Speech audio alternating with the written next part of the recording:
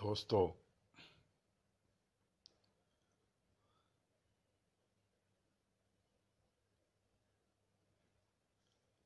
दोस्तों, जैसा कि आपसे मेरी वादा कि हर सोमवार को 4 बजे आपसे फेसबुक लाइव पे मैं आऊँगा। आज मैं थोड़ा बीमार हूँ, ऑफिस नहीं गया, घर पे हूँ, लेकिन मैं अपने फ़र्ज़ को पूरा करना चाहता हूँ। इसलिए आपके बीच में आना ज़रूरी समझा।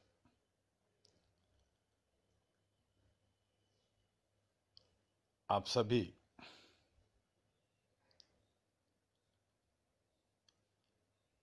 अच्छा रहें, स्वस्थ रहें, अपने कर्मों पर ध्यान दें। जो भी रिसोर्सेज हैं, जो भी आपके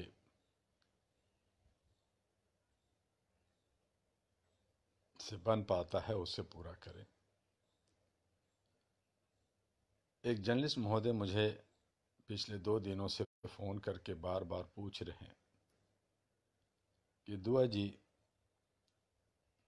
ये सरकारी महकमे में, जुडिशियल सिस्टम में, चेयर पे और जगहों पे सत्यमेव जयते लिखा होता है। जरा सत्यमेव जयते पे प्रकाश डालिए, यह है क्या? दोस्तों, सत्यमेव जयते के मतलब होता है सत्य की विजय। सत्य की ही विजय होती है, हमेशा सत्य की विजय हो।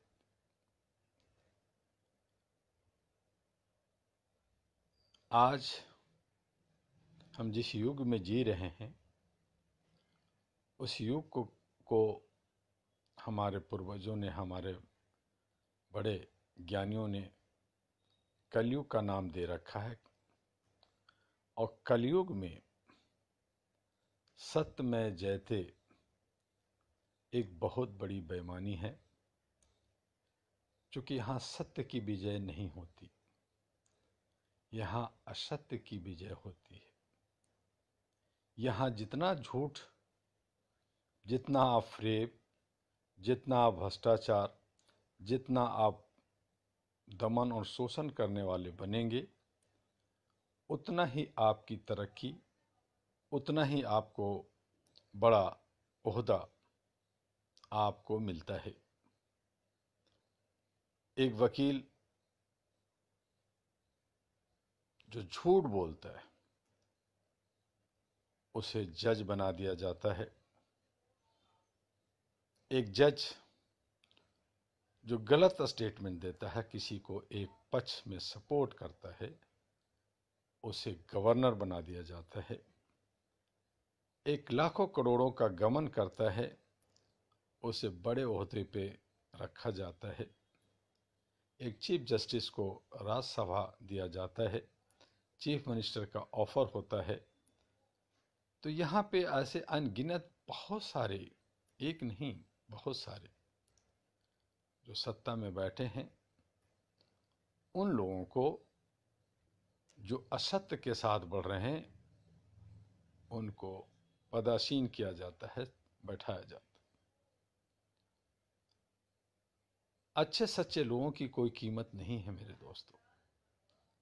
इसलिए जहां सत्यमेव जयते लिखा हो, उसे मिटा दो।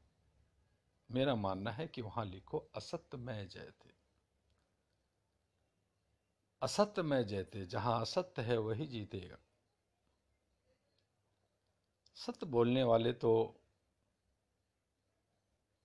रोटी के लिए, रोजगार के लिए, अपने परिवार को पालने के लिए दर दर की ठोकरें खा रहे हैं, परेशान हालत में जी रहे हैं, फटेहाल हाल में जी रहे हैं। एक अगर उदाहरण लें तो मुझे भी ले सकते हैं, एक ऑल इंडिया ह्यूमन राइट्स अहरा को भी ले सकते हैं कि 33 वर्षों से न सिर्फ भारत में बल्कि पूरे विश्व में ह्यूमैनिटी, मानवता, इंसानियत का डंका पीट रहा है।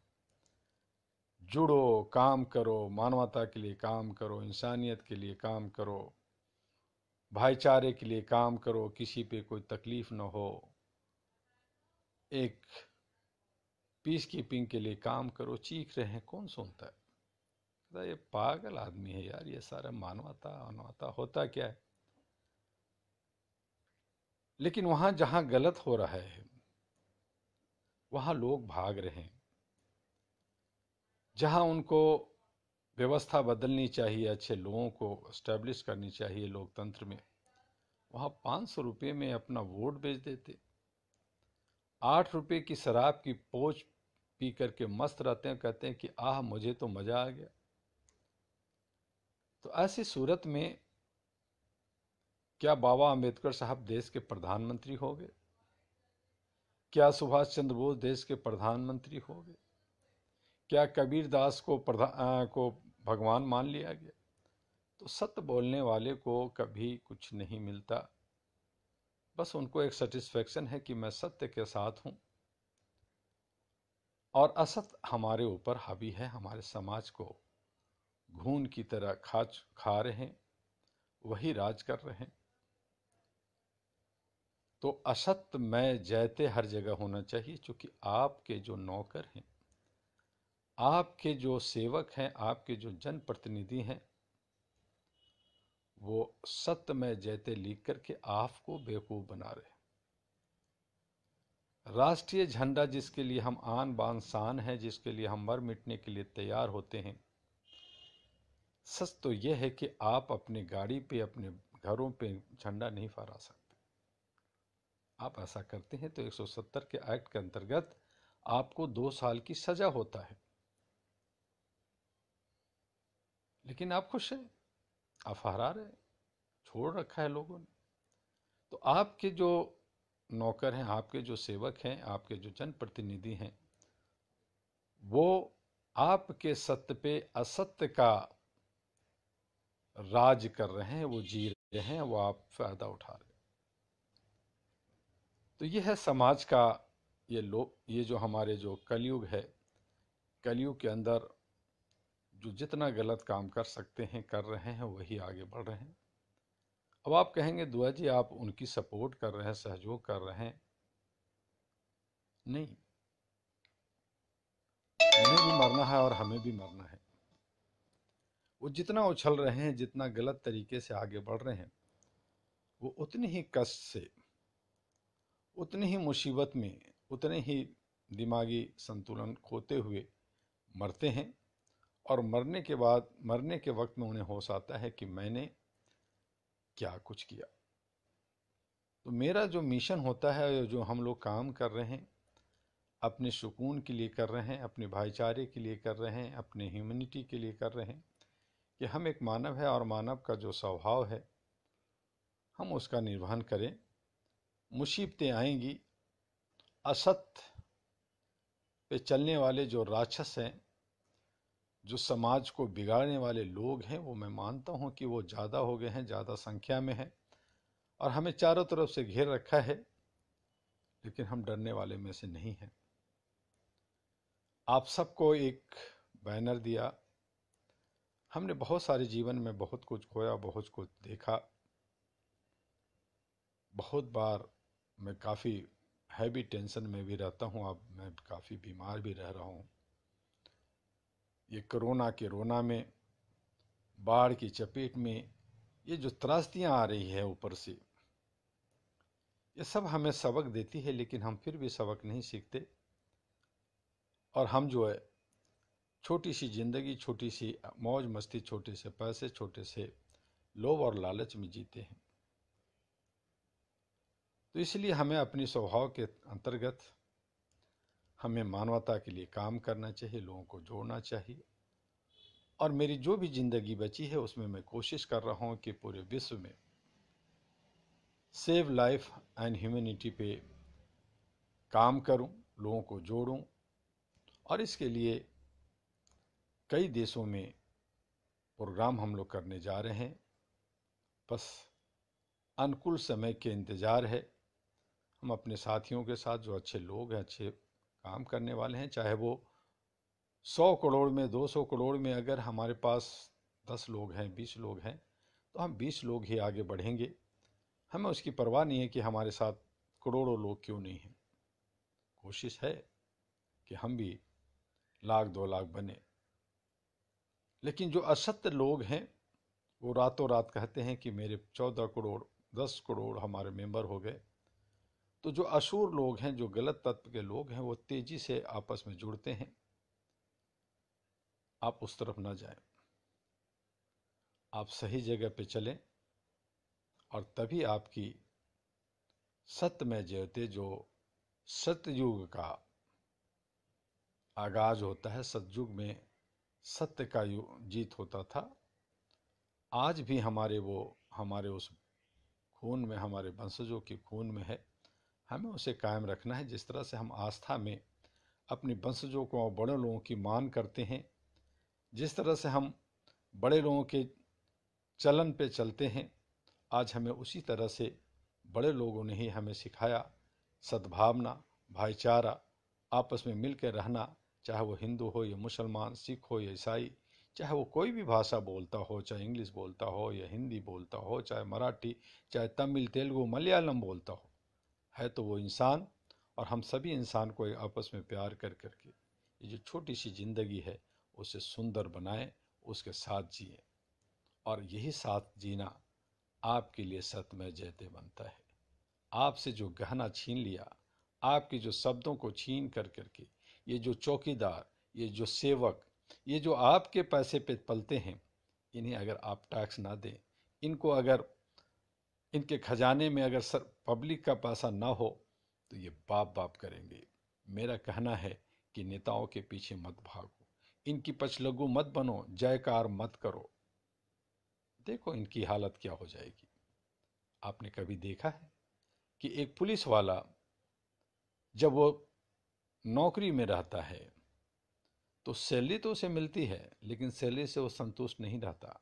जो ऊपरी कमाई होती है, जो वो इधर से उधर से हफ्ता वसूली, रोड से, चौराहे से, या लोगों को मार के डंडे करके इकट्ठा करता है, उससे खुश होता है।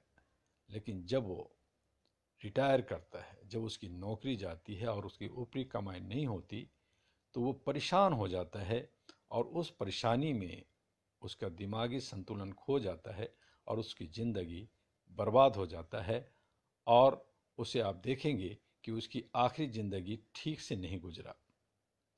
तो ऐसे ही जो हमारे जो जनप्रतिनिधि हैं, चाहे वो कितने बड़ी चीज़ पे चले जाएं, जो हमारे ब्यूरोक्रेट्स हैं, जो एक अच्छे समाज को सुधारने के लिए, देश को बनाने के लिए 24 साल अथक प्रयास करके पढ़ करके जाते हैं और बेईमानी में, असत्य में लिप्त हो जाते हैं, ऐसे लोगों की भी अंत सही नहीं होता। वो लोग भी आखिर में रोते हैं। मैंने कई बार कहा, मैंने बहुत बड़े बड़े, बहुत सारे आईएएस ऑफिसर, आईपीएस, बड़े सारे जस्टिस, चीफ जस्टिस, बहुत सारे लीडरों को नज़दीक से देखा। उनके मरने के वक्त उनके पास गया, उनसे पूछा कि भाई अब आप कैसा महसूस कर रहे हैं। तो हर कोई की आंखों में आंसू देखा, हर ने पछतावा देखा और कहा काश मेरी एक और ज़िंदगी होता तो मैं बेहतर काम करता, मैं ठीक से चलता दुआ जी। तो मुझे बड़ा हंसी आता है कि वो मरने वक्त उनको होश आता है। हम लोग अभी ज़िंदा हैं, हमारे अभी जो भी हयात बचा है, जो भी ज़िंदगी बचा है, उसे बेहतर बनाएं, उसे सुंदर बनाएं, और ज़्यादा से ज़्यादा लोगों को जोड़ करके ज़्यादा से ज़्यादा काम करें। जो लोग आर्थिक रूप से कमज़ोर हैं लेकिन वो काम करना चाहते हैं, वो अहरा नेशनल पार्टी के ऑफिस में आए, हम उन्हें बताएंगे कि वो 2 रुपये कैसे कमा सकते हैं, अपने परिवार को कैसे चला सकते हैं, अपने को आगे कैसे बढ़ा सकते हैं, और मान और सम्मान के साथ बढ़ा सकते हैं। बहुत सारे ऐसे लोग हैं जो दिन रात काम करते हैं, खूब मेहनत करते हैं, लेकिन उनको 2 रोटी नसीब नहीं होता। वो एक गांव से दूसरे गांव तक भी नहीं जा पाते। लेकिन मेरे पास कुछ ऐसे स्कीम्स हैं जिस पे अगर आप काम करेंगे तो आप न सिर्फ एक गांव से 2 गांव, बल्कि भारत के विभिन्न हिस्सों में 36 राज्यों को आप देख पाएंगे, देश विदेश में आप घूम पाएंगे, और अपने साथियों, अपने मानवता को जिंदा रखेंगे। आइए हमारे साथ हम मिल करके काम करते हैं। हम लोग आस्तिक हैं या अनास्तिक, इस पे भी बहुत सारी चर्चाएं होती है। कहा जाता है मुझसे कि दुआ जी आप आस्तिक हो या अनास्तिक। मेरे दोस्तों, मैं आस्तिक हूँ या अनास्तिक, मैं वास्तविक जीवन को जीना चाहता हूँ। मैं मानवता के साथ, इंसानियत के साथ, ह्यूमैनिटी के साथ जीना चाहता हूँ। मेरे भी एक नहीं, दो नहीं, लाखों, हजारों, करोड़ों मेरे दुश्मन हैं जो मानवता को नहीं मानते, वो कुचल देना चाहते हैं। वो जो है गुंडागर्दी पे उतरे होते हैं। उनको एक नशा होता है, शैतानी नशा होता है कि हमें सब कुछ बर्बाद कर देना चाहिए। मैं बर्बाद कर करके बड़ा बनना चाहता हूँ।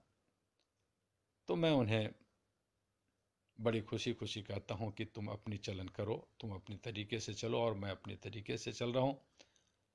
हो सकता है कि मैं आपसे ज़्यादा, उन बदमाशों से ज़्यादा कम जिंदगी जीऊँ, वो थोड़ा ज़्यादा जिए, लेकिन एक दिन हमें भी मरना है, एक दिन उसे भी मरना है। हम शांति के साथ, सद्भावना के साथ, प्यार के साथ मरेंगे और वो जो है उसकी ज़िंदगी जो होगी उसे आप लोग समझते हैं और जानते हैं। दिखावा कुछ होता है, अंदर से कुछ होता है। हर मनुष्य का अंग, चाहे वो औरत हो या मर्द, पृथ्वी पे दो ही जात है, एक नर और एक मादा। लेकिन हम लोगों ने कई जात बना दिए, कई ऊंच नीच बना दिए। मौसम के हिसाब से जहाँ गर्मी होती है वहाँ कुछ काले लोग होते हैं, जहाँ ठंड होता है वहाँ कुछ गोरे होते हैं। लेकिन मनुष्य तो मनुष्य है, चाहे उसे ह्यूमन कहो, चाहे मनुष्य कहो, चाहे आदमी कहो, चाहे और कोई नाम से आप लो, लेकिन हर कोई एक जैसा होता है। हर का एक ही खून होता है, लाल, और अंग भी कुछ ऐसा ही होता है। बस हम लोग अपने ईगो में, अपने अहम में हम चूर होते हैं, उसे हम बाहर नहीं निकाल पाते और कहते हैं कि मैं सबसे बड़ा हूँ, तुम सबसे छोटा हो, तुम क्षुद्र हो, मैं महान हूँ। और ये जो जात पात, ऊंच नीच, धर्म, ये सब हम लोगों ने अपने सहूलियत के लिए, अपने फ़ायदे के लिए, अपने व्यापार के तरीके से हम चला रहे हैं और हम लोगों ने ही बनाया है। हमें इनको समझना होगा। अब समय बदला है, समय के साथ साथ हमने ये नहीं कहा कि आप पीएचडी करो, ये करो, आप कुछ ज्ञान लीजिए और ज्ञान के साथ साथ आगे बढ़िए। और जो चोर उचक के लोग हैं, जो झूठे लोग हैं, जो सत्य में जयते के आधार पर वो लुभावना दे कर करके वो जो है गंजे को कंघी बेचते रहते हैं, उनसे सावधान रहिए। उनको सुनिए, देखिए, लेकिन उन्हें नकारिए। आपका लोकतंत्र इसीलिए बनाया गया है। अगर आपने उसे नहीं संभाला तो आपकी ही बर्बादी है, समाज की बर्बादी है। हम लोग जो 60-70% लोग वोट नहीं देते, 30% के लोग वोट दे करके सरकार बनाती है और उस पर हमारे व्यवस्था पे कायम रहती है, उसे हमें नकारना होगा।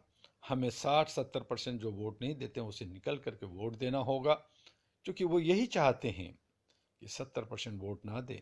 30% में उनके कुछ अपने ग्रुप बन जाते हैं और कुछ लोगों को वो खरीद लेते हैं और वो सरकार बना लेते हैं और आप 70% ठगे के ठगे रह जाते हैं।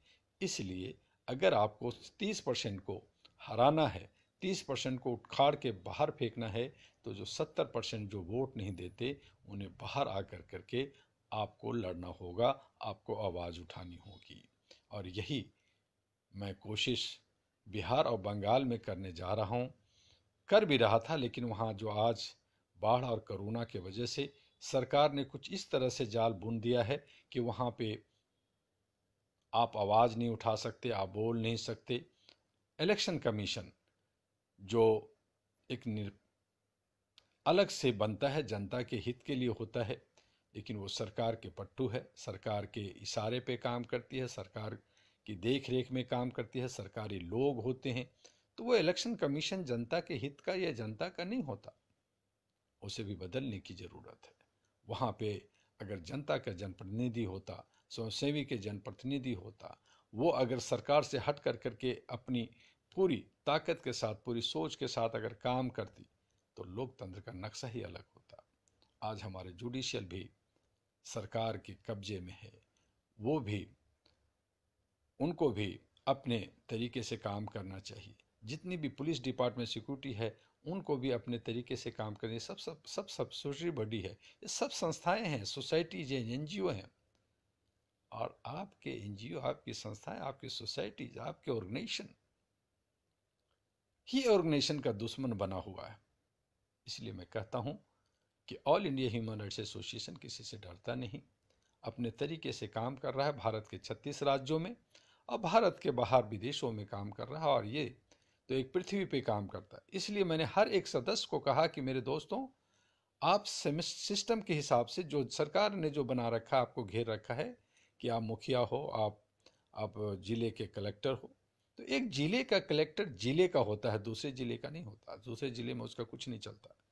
लेकिन एक सामाजिक संगठन जो मानवता पे काम करता है वो पूरे वर्ल्ड का मालिक होता है, पूरी दुनिया में काम करता है। इसलिए मैंने आप लोगों को कहा, बार बार कहा और अब भी कह रहा हूं कि आप जितने भी अहराज के साथ जुड़े हुए हैं, आप सब लोग वर्क ग्लोबली काम करें। जिला का मैं प्रधान बनूंगा, मैं राज्य का प्रधान बनूंगा, मैं इसका बनूंगा, उसका बनूंगा, ये चीज़ें छोड़ दीजिए। आप सेंटर है, एक सेंटर की पहचान है कि आप कहीं एक जगह से एक नंबर से जुड़े हैं, लेकिन आपको पूरी दुनिया में काम करना है।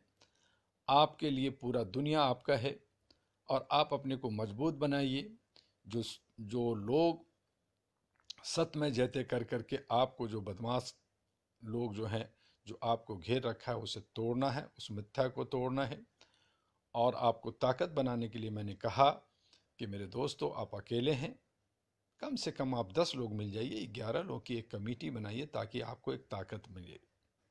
और वो जो आगे बढ़ेंगे तो फिर 100 लोग हो जाएंगे, तो 100 की ताकत बनेगी। 100 आपके लाठी आपके हाथ में होगा। आप जो है सांप बिच्छू या जो गलत तत्व हैं उनसे लड़ने के लिए आपके पास एक ग्रुप होगा, एक समूह होगा। और ये मेरी कोशिश है। मेरी ये कोशिश नहीं है कि आप ज़्यादा से ज़्यादा मेंबर बनाएं। अगर ऐसा होता तो आज all India human rights association करोड़ों मेंबर्स बना लिया होता भारत और विदेशों में। लेकिन हमने उन लोगों को जोड़ा, या उन लोगों को हम जोड़ते हैं जो मानवता के लिए, इंसानियत को समझते हैं। हालांकि गलत तत्व के भी लोग भी आ जाते हैं, उन्हें हटाना, निकालना, कई कई हमें विरोध भी झेलना पड़ता है और हम झेलते रहते हैं। और इसी कोशिश में रहते हैं कि हमें अच्छे और सच्चे लोग आ जाएं और अच्छे सच्चे लोग दिल से इस पे काम कर सकें। हमारा काम कठिन है, डगर मुश्किल है, लेकिन चलना तो है।